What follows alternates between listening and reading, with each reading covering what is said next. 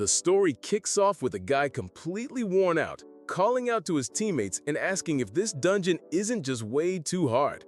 One of them shouts that guild reinforcements are on the way, and they just need to hold out a little longer. But honestly, at this pace, it looks like everyone's about to get wiped. Then, boom, a guy appears, calmly flipping through a book and tells everyone to step back. They turn to see who it is, and in a flash, spears rain down from above, skewering the monster like a damn kebab. Then someone notices, wait, is that the guy with the phone strapped to his forehead? Yeah, it really is him. One of the dudes live streaming the scene starts geeking out. You guys seeing this? That's the Hunter of Hunters, Shinbake. Suddenly everyone around is losing their minds, whispering like this is a celebrity cameo. Meanwhile, someone else watching the stream scoffed, like, Hunter of Hunters, please, that guy couldn't even show up for his son's graduation. And yep, there he is, the kid cursing under his breath, that's his son. You can already tell, this family drama is about to go nuclear. A friend walks up and asks why he's alone, and Seunghyun just awkwardly says everyone else was busy. They ask for a picture with him and he obliges, but inside he's bitter. It's always like this. His dad's out being a hero while the rest of us just wait. Back home, his mom looks exhausted. She's been caring for her sister, who's been in a coma for 12 years. She's doing rehab movements on her legs, just in case. Seunghyun asks why she didn't come to the graduation. She just says, you already know why. But he snaps, yelling for once, why not? It was one damn day. I needed you there. But it's clear, everyone in that house lives for the sister. Suddenly, a voice behind him, you're being too loud. He turns. Yup, it's his dad, Shinbake, the living legend. The guy made it home already. Seunghyun is about to lose it, like, how the hell did you even get here so fast? But the dad just says, didn't I tell you not to raise your voice in this house? Seunghyun forces a fake smile, then starts to head out. His dad stops him. Where do you think you're going? He answers, to the training hall. The dad shuts it down immediately. With your talent, it's impossible. Give up on becoming a hunter. You'll never make it. And that just fuels him harder. In training, Coach Truda notes he's going all in today. They're locked up, shoulder to shoulder, until Seunghyun tries something risky. A flash of power, a glimmer of potential, but Chuang breaks right through. His chains wrap around the guy's sword, but in an instant, it's shattered. He hits the ground, clueless. Chuang just mocks him. Maybe if your chains weren't so damn weak, you'd stand a chance. Stop depending on that power. Later, they're grabbing food. Truda offers to pay since Seunghyun got beat up. But Seunghyun says there's no point. He's broke too. All he wants is more training. Chuang asks why. The Hunter Academy test is already over. They're just waiting for results now. But Seunghyun snaps. Most of those guys had multiple abilities or were regressors. Hold up, regressors? Yeah, people who came back from the future. Like, what is this, Steins Gate meets solo leveling? Seunghyun says with trash tier powers like his, there's no way he'll make it. And if he wants his father to finally acknowledge him, he can't afford to sit around and do nothing. Chuang sighs and says, this just proves you should give up. You're not even comfortable at home. When things go bad out there, what's left for you to come back to? Cut to pouring rain. A reporter speaking on the news, talking about how it's been 100 years since monsters first showed up. And now these things, these regressors, claim they belong here, pretending to be human. But he says it's all lies. This isn't their home. They should go back to the hell they came from. While he's ranting, Seunghyun is standing in the rain. His phone rings. A message. His test results for the Hunter Academy. He didn't pass. Not a surprise, but damn, it stings. He screams to the sky, this place is already hell. 10 seconds later, he's just standing there in the mud like a rejected extra from a K-drama. His phone rings again. It's his mom. He answers awkwardly. Then cut. He's home. Pale. Quiet. A doctor is talking. It's insane. After 12 years in a coma, she wakes up in surprisingly good condition. Her mom turns, crying, telling her sister to say hi. And you know she's going to have the most broken, busted, world-ending power after sleeping that long. Later, the mom says her sister's anxious, so they need to stay close to help her adjust. She asks Seunghyun to take shifts, but he's like, just because I graduated doesn't mean I've got time to babysit. Her mom reminds him, it's her sister. He snaps, I don't even remember ever talking to her. This protagonist is a mess, man. Doesn't even try to be likable. Dude, take care of your sister. His dad tells him to calm down, but he fires back. You're the last person who should be lecturing anyone. The sister starts crying. The mom rushes to comfort her. And our guy just stands there dumbfounded after dropping a verbal nuke. After that, he spends 3 days at the hospital. His mom clearly wants them to get closer, but you can tell he's not feeling it. The sister, Sohyun, gives him these sideways glances like she knows he's not on board. Still, outside the hospital, there he is, training with those raggedy chains. He didn't stop, not even after failing, still pushing, still hoping, even though he knows, deep down, it might all be for nothing. Then one day, he enters her room and she's gone. He panics, rushes outside, and there she is, calmly sitting on a bench. He freaks out, like, what the hell, you can't just disappear like that. She looks guilty and says she felt suffocated in there and just needed fresh air. He grumbles but lets her stay. They sit together. He's on his phone. Then she asks, "Do you hate me?" That throws him. "Why would I?" She says, "You seem scary now, like Dad. You used to be cuter." He tells her the last time they talked, he was 5. He doesn't even remember how he used to be. She says she doesn't either. Their parents are older. Everything's changed. She couldn't go to school. She feels like she doesn't belong in this world. That hits him in the gut because honestly, he feels like that too. He tells her she's not alone. She has him, her mom, their dad, and she can always make new friends. Hunter Academy isn't the only path to becoming a hunter. He remembers Coach Durian. He never even went to the academy and still made it. He realizes it's way too early to quit. Sohyun thanks him and says they should head back. But wait, how did she even get down here? No wheelchair. Her muscles should be jelly. And then, boom, she floats. She's literally hovering off the ground. Our boy's jaw hits the floor. He mutters, "Deposit me $1 million right now." Of course this was gonna happen. He asks what the hell is going on. She calmly says that the whole time she was asleep, she was living in the fairy realm. He's frozen, remembering the reporter screaming about otherworlders being demons and his dad telling him he'd never be good enough. But now, he's staring at his own sister, floating in the air, glowing like some kind of final boss intro. And yeah, the boy is completely shook. We jump into a flashback. Time to find out if this little brat was always a walking cheat code. Back in school, their mom showed up to find the two kids filthy and grinning, telling her they'd play more tomorrow and come home again. But let's be real, tomorrow is a luxury nobody's promised. That night, back at home, they ate dinner, took a bath, went to bed. And as Sohyun lay down, wondering what tomorrow might bring, that's when it happened. A glowing blue fairy popped up out of nowhere and said she'd been chosen, invited to their world, asked if she wanted to help save it. What do you even say to that? Sohyun accepted. She spent 6 whole months in that other world, but when she came back, 12 years had passed in this one. Now, in the hospital, a guild official is examining her. He's sure she's a returnee. The bracelet she's wearing might be some kind of awakened artifact, but it didn't react to any of their devices.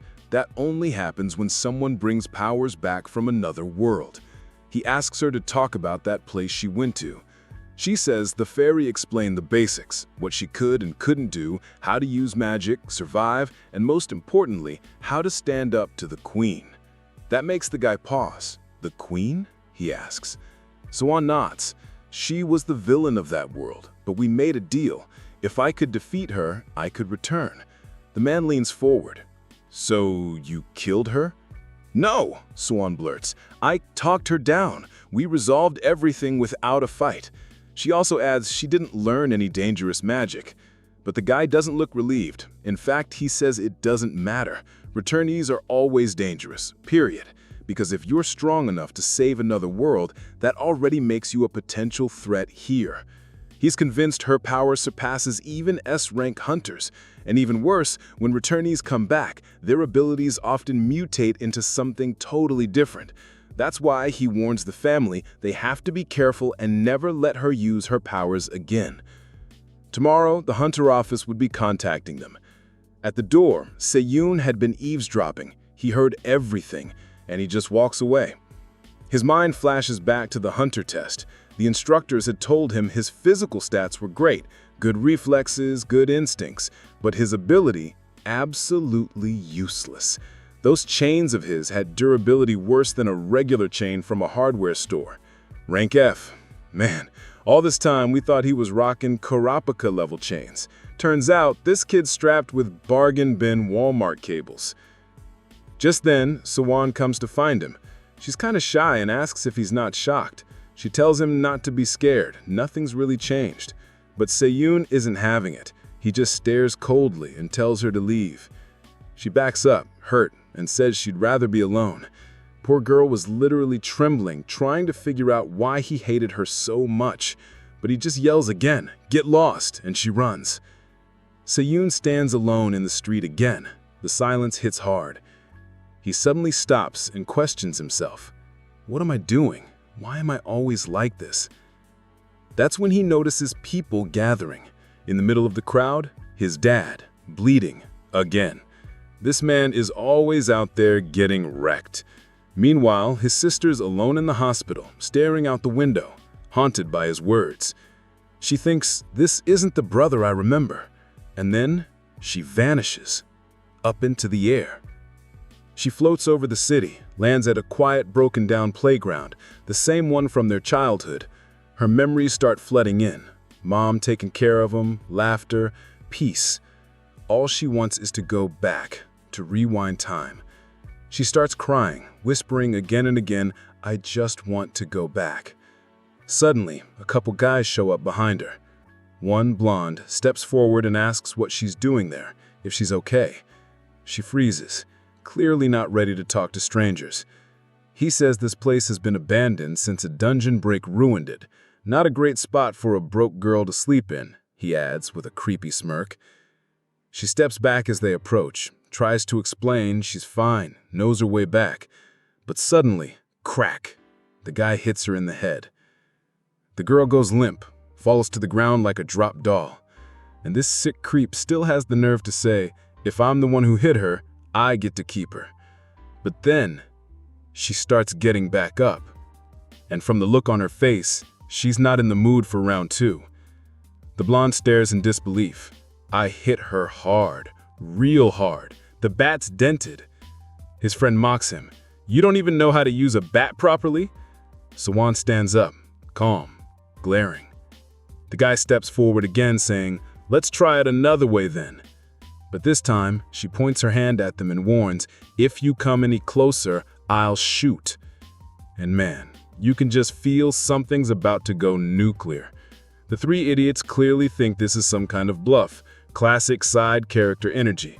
But then Sohyun remembers the fairy's gift, a magic book.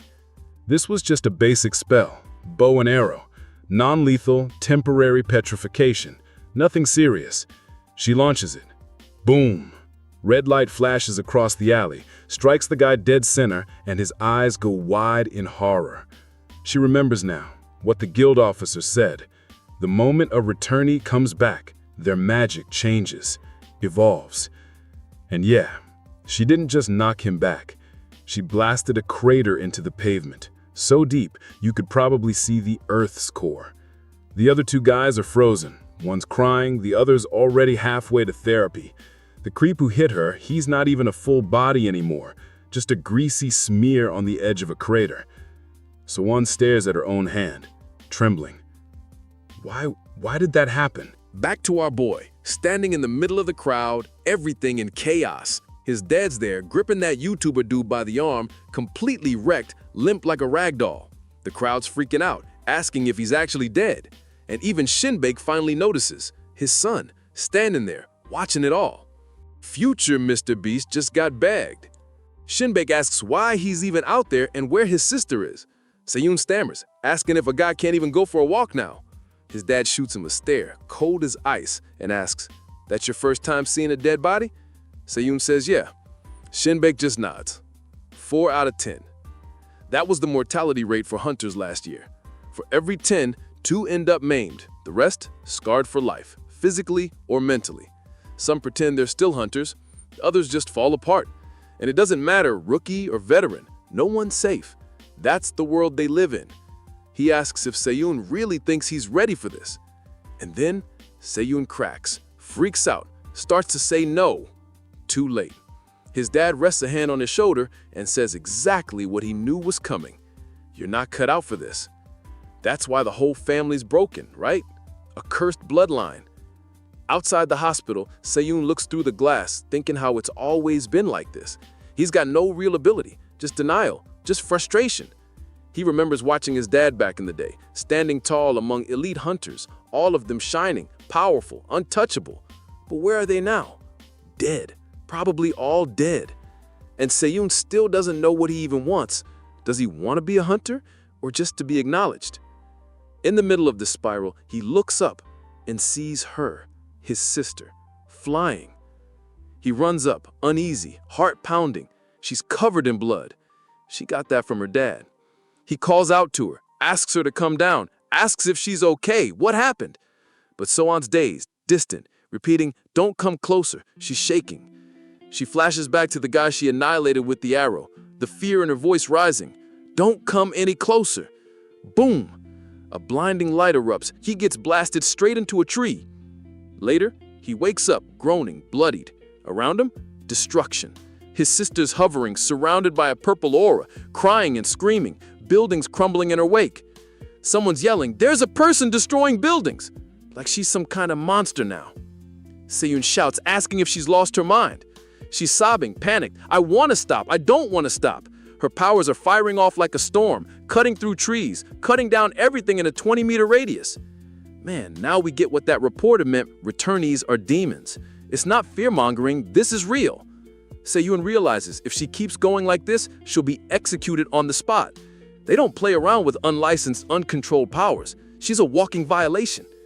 What can he even do? Call his dad? Too slow. Call the cops? They'll shoot first and talk later.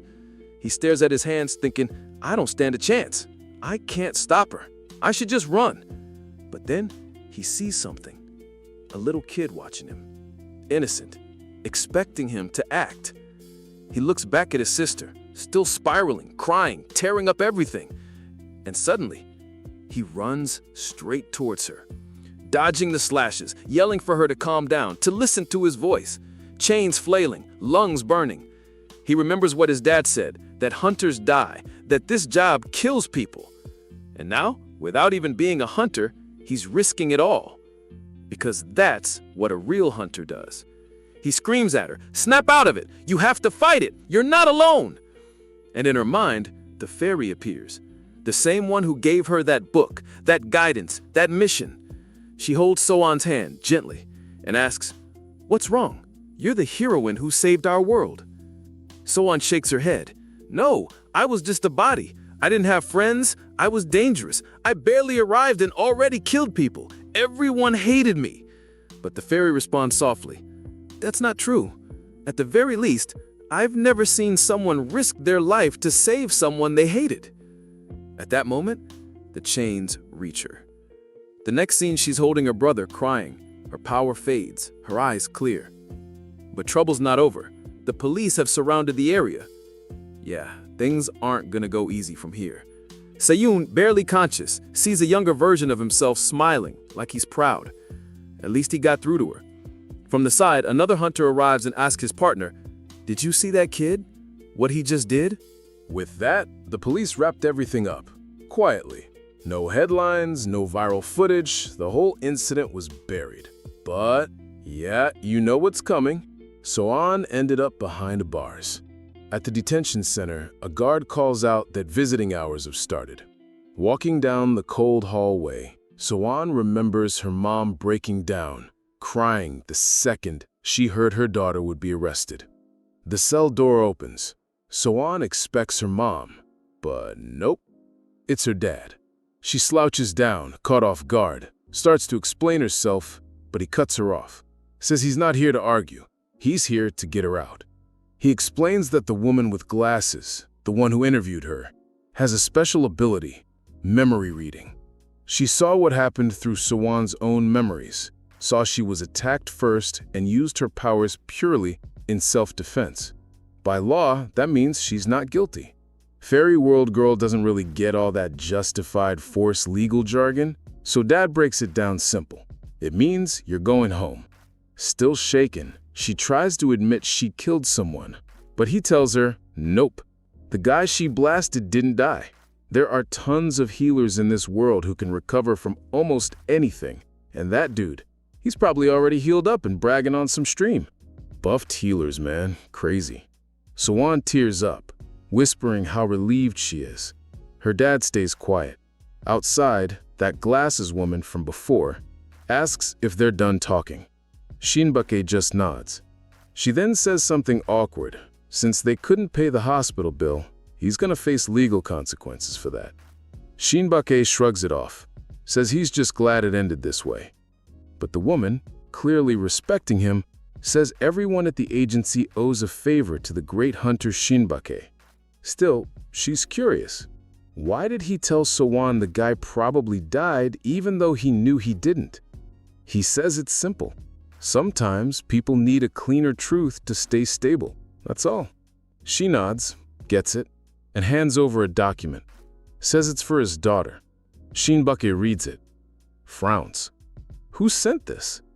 Apparently someone from overseas. It had to be that guy, the one from the foreign guild. Looks like things are about to get more complicated.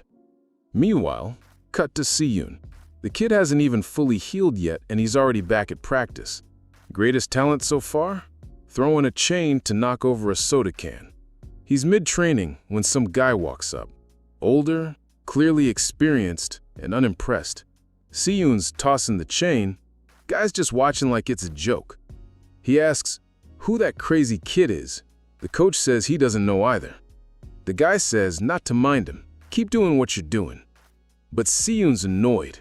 Says he can't focus with a random dude talking crap beside him. The guy claps back, asking if that's really what'll throw him off. You gonna freeze up in a dungeon just 'cause someone's eating chips too loud next to you? Fair point. Then, the guy asks, do you even know who I am? Oh, here we go. This dude's about to go alpha. Seunghyun tries to talk about how hard he's trained, how much he's endured, but the guy cuts him off. He says, yeah, the kid's got decent physical ability, but terrible proficiency. And before Seunghyun can blink, the guy's behind him. Like, instantly. He goes in on the chains, says they suck, the energy control is trash, he's overexerting, wasting power, and worst of all, there's no precision. He says this isn't how pros fight. He casually lifts a bag of chips wrapped in his own energy. Then, with one flick, bang! Every can in front of him gets pierced perfectly. And the chip bag, not even a wrinkle. The man turns, smirking. That's how you do it. Seunghyun's stunned. Even his coach is like, who is this guy? The man walks up to Seunghyun and says he even doesn't fully understand what the boy's capable of. Then, he pulls out a scroll. He says, this here is a summoning tool for returnees. He tells Seunghyun to bring his chains closer. The second the chain touches it, the item vanishes. That's when the guy realizes what's up. He asks if he remembers what happened at the hospital. He saw it clearly. The moment his chains touched his sister, her powers vanished, just snuffed out. Meaning, the boy has a never-before-seen talent, a natural ability to seal the powers of returnees. Trying to use that kind of ability as a weapon, that's a waste of God-tier potential. Seunghyun asks how he knows all this and who the hell he even is. The guy smiles. Name's Ji-young, professional hunter, and professor at the Special Abilities Academy. And today, he's here to recruit him. Our boy is frozen, completely stunned. He mutters, what is this? His face has that dumb soap opera expression. Bro's about to cry. -10 cool points. The guy just laughs and says, welcome to the Hunter Academy. But before the hype can kick in, wham! Something comes flying through the air. Ji-young catches it mid-spin. A letter. He turns, and there he is. Shinbake. Aura flaring, eyes sharp, and pissed. He demands to know what the hell Ji-young is planning with his son. Ji-young turns calmly and says, that's what I should be asking you. While the dad's fuming, Seunghyun's just standing there, completely lost. Meanwhile, Young, calm as ever, says, man, the more I see you, Shinbig, the more I think you're getting old and crusty. You should actually show up to meetings before people forget you even exist. The dad isn't amused, cuts him off and demands to know what Young is planning. Young just shrugs. Relax, it was just a recommendation letter. Your daughter's an S-rank returnee, and the boy, he's got an unprecedented ability. It's only natural. But Shinbei shuts it all down, says he's not accepting either of them going to that academy. Sohyun may have the body of an adult, but she only spent 6 months in the other world. Mentally, she's still a kid. There's no way she's ready for something like that. Young fires back. Didn't you always say people need to adapt? Her power's unstable. Right now, she's a walking bomb. If she doesn't train with real experts, she'll go off again. You think you alone can manage that?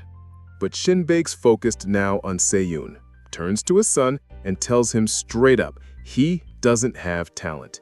He needs to understand. Determination without strength only leads to death. Here comes the classic emotional whiplash. 1 second, Sehyun's doubting himself, the next, he's fired up. But Young pushes back. No, you're wrong. He saw Sehyun dive in, risking his life to save a sister.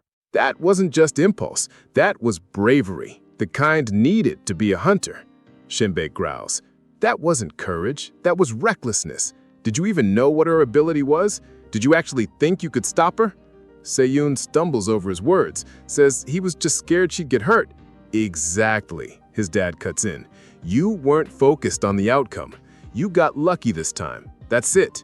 If you gamble every fight on luck, you're not a hunter. You're a walking corpse.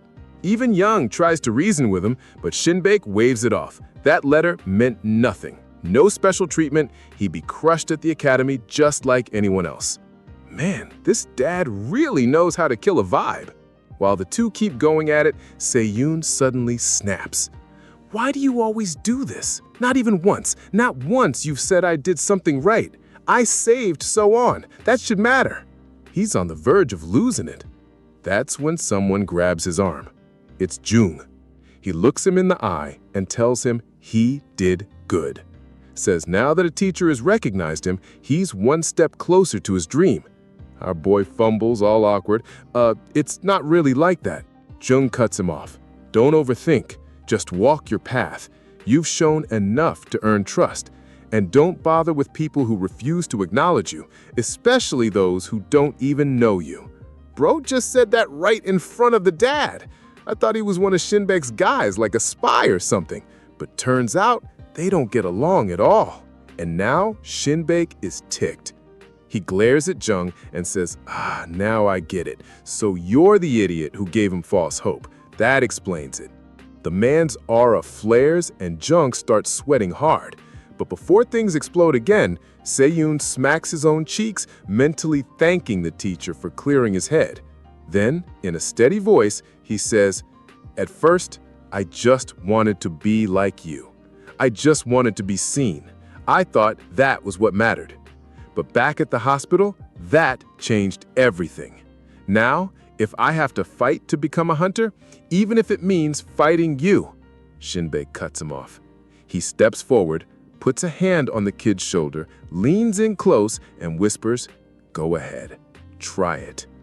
That cold chill hits Sehyun hard, and then his dad says, you'll find out soon enough. You weren't born to walk this path. But fine, I'll give you 1 year. If you can make it into the student council, you get to keep going. If you fail, I'm dragging you back home. Jung tries to step in, but Shinbei shuts him up too. Then he looks at Sehyun and adds, you better protect your sister. Her powers are unstable. Like it or not, you're going with her. If anything happens, you're coming back. No second chances. Understand? Yes, Sehyun says quietly. The dad releases him and walks away, leaving Jung, Young, and Sehyun just standing there like stunned NPCs. Young blinks. I really thought we were all about to die, man. Once they're back outside, Jung calls after Shinbei. You didn't go too far saying he had to get into the student council. That's where the top elites are. He's rank F. He's still in year 1. It's practically impossible. But Shinbei, cold as ever, replies, if he's brave enough to say he wants to become a hunter to my face, then he better back that up. Making it into the council is the bare minimum. Jung keeps pushing, but Shinbei pauses. He looks back. says he never wanted to drag anyone into this life. But when his son said he wanted to be like him, in the end, he couldn't stop it. He pulled him in anyway. Back at the hospital, Sohyun's holding her admission letter, smiling. And just like that, February ends. Cut to Seunghyun, still training with those tired chains. Then March hits. Big shift. The Hunter Academy's boarding ship is leaving port, and our boy, he's on it. The chapter opens with a burning battlefield. Everything's destroyed. Someone stands in the center with bloodied hands, bodies everywhere. Our boy sees it and shouts, "A hunter shouldn't act like that." Then, boom, it cuts. Just a dream. Suddenly we're in a quiet dorm room. A white-haired guy jolts awake, eyes wide. That wasn't the protagonist. Who's this guy? He's still catching his breath when the guy with glasses next to him asks if he's okay. Says it sounded like he was yelling in his sleep. White hair says, yeah, he's fine. Glasses guy introduces himself. Name's Purium, second-year student. The white-haired one shakes his hand. Seunghyun, nice to meet you. Cut to the boat. The siblings are there looking at a crate full of survival gear. Why are they giving us so much stuff, one asks. Are we getting a Hunter x Hunter style survival arc? I'm down. Turns out it's just Sehyun's suitcase, and it looks like he robbed half his dad's stash. Man went full loot goblin. While he's daydreaming, someone gets up and says she's going to explore. He tells her not to go alone, but she just says she'll call if anything happens. Room 105, she says. Sehyun sighs, thinking, great, I'm raising a kid now. He looks out the window thinking the real concern is what they're going to do for their mom. Meanwhile, on the ship's deck, a blonde guy is talking to himself. New school, new chances. Time to make friends with strong people. Typical RPG logic, right? That's beginner-level strategy. And that's exactly how Purium sees it. The guy's not all there. He's watching blonde dude spiral into his own monologue while he and another student try to figure out what this lunatic is even going on about.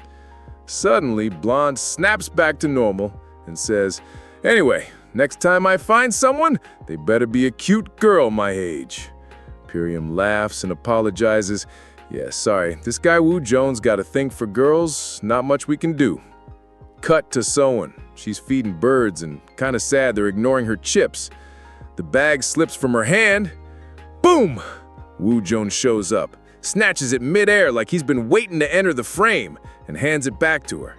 She shyly thanks him. And that's all this guy needs. Says you couldn't attract the birds, but you attracted someone else. Yep, this guy's a certified weirdo. She's confused.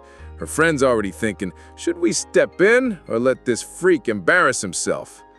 Purium just sighs, says if she's not running away, it's already a miracle. People come to this school with crazy tuition fees, but hey, if you graduate, you'll never have to job hunt anymore. Still, Subin's sitting there remembering the hunter who burned everything down, and he thinks not everyone deserves this qualification. Suddenly, Purium notices Woo Jones walking off with someone and says, yeah, no, we're following. That guy's not safe unsupervised. Next scene. They followed them right to Sehyun's room. But plot twist, Sohyun didn't bring Woo Jones and hang out. She brought him to report him. She turns to her brother and goes, forget it. This guy followed me, asked me if I had a boyfriend, even touched me. Boom! Before she finishes, Woo Jones is already getting kicked out the door. Wants to explain? Nope. Sehyun's already throwing hands. Purium and Subin rush over like, what the hell just happened? Inside, our boy explains she was in a coma for 12 years, woke up just recently. The two guys instantly apologize. They didn't know. Sehyun nods, says it's okay, and even apologizes for hitting him. Then Purium mentions he and Subin might be the same age. Subin steps forward, introduces himself. Our boy doesn't really react. Looks good doing it too, straight-faced and casual. Later, outside, Purium's chatting with Sehyun. You in the hunter department? Yeah. Got any hunters you admire? Not really. My dad's a hunter. That's probably what influenced me. And that's when Purium freezes. The name hits him. Jai Seunghyun. That's the kid. He asks, "Do you know Shinbaksei?" Sehyun shrugs. "Yeah, he's my dad." Boom! Subin's eyes go wide. The others, they're all like, "No way! You're his son? Dude, I'm a fan!" But Subin, he knows exactly who Shinbaksei is. And now, right in front of him was his son. And from the look on his face, he's not happy about it. As the boat keeps cruising, Purium says that Shinbake was his role model. Back when he dreamed of becoming a hunter, he always looked up to him for inspiration. Our boy asks, "So, you don't want to be a hunter anymore?"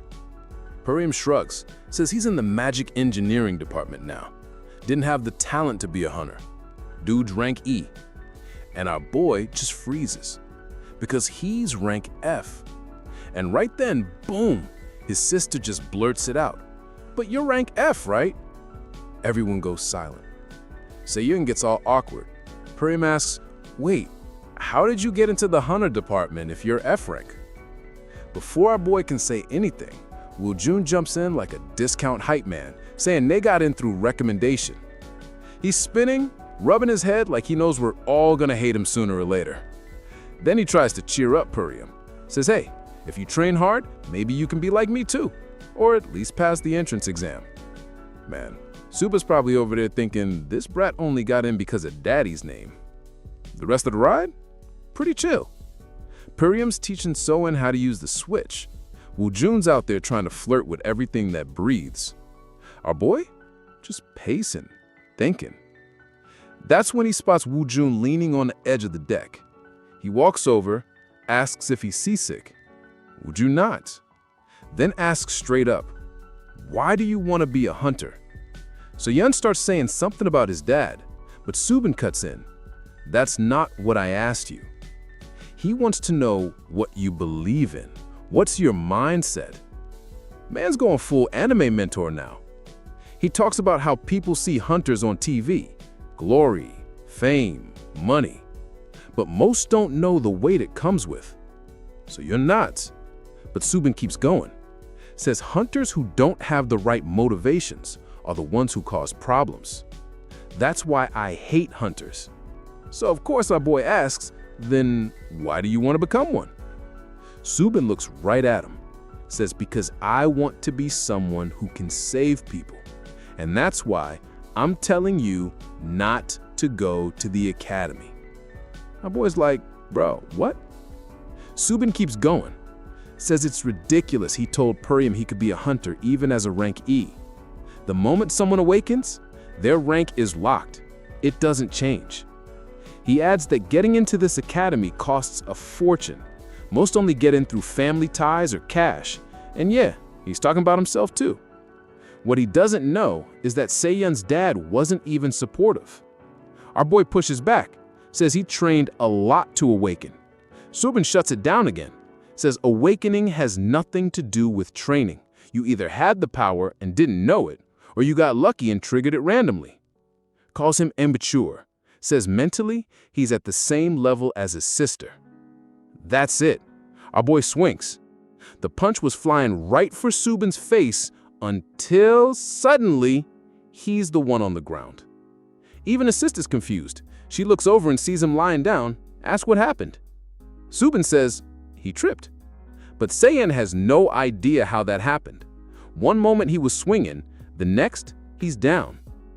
Subin turns and tells him, a guy like you throwing punches because he can't control himself, all you'll do is stain the hunter name. He walks off.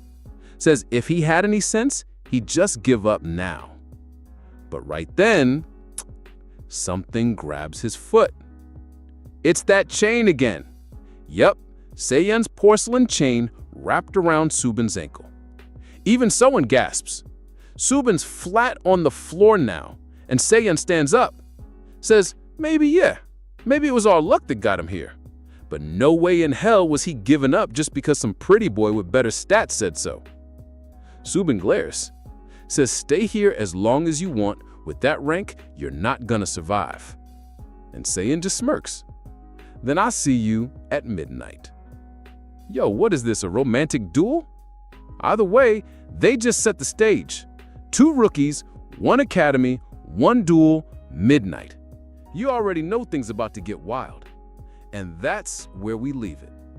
If you want to see what happens when our boy goes toe-to-toe with someone leagues above his rank, hit that subscribe button and drop a comment that says Part 2 so we know you're ready.